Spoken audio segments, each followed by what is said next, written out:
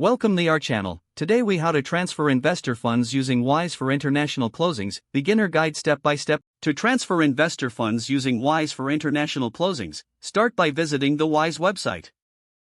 If you don't have an account, click on the sign up button to create one. Fill in the required information, including your email address and a secure password. Once your account is created, log in using your email and password. Next, click on the Send Money option. Enter the amount you wish to transfer in the specified field. Select the currency you want to send. Then, choose the recipient's currency. In the recipient details section, add the recipient's banking information, including their name and bank account details. Double-check the information you entered to ensure accuracy. Now, you will see a breakdown of the fees and the estimated delivery time. Review this information carefully.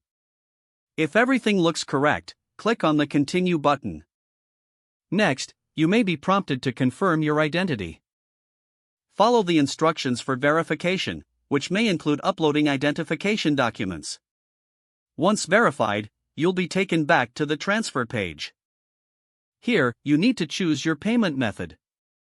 You can pay via bank transfer, debit card, or credit card. Enter the details for your chosen payment method. After that, confirm your payment. You will receive a confirmation email with the transaction details. Monitor your email for updates on the transfer status. Once the funds have been transferred, inform the recipient to confirm receipt. This process ensures a smooth transfer of investor funds for international closings. Now you are ready to complete your transfer using Wise with confidence. If the page does not load, refresh the browser or try again in a private or incognito window.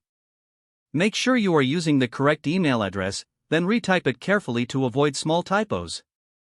If your password is not accepted, use the reset option and create a new strong password you can remember.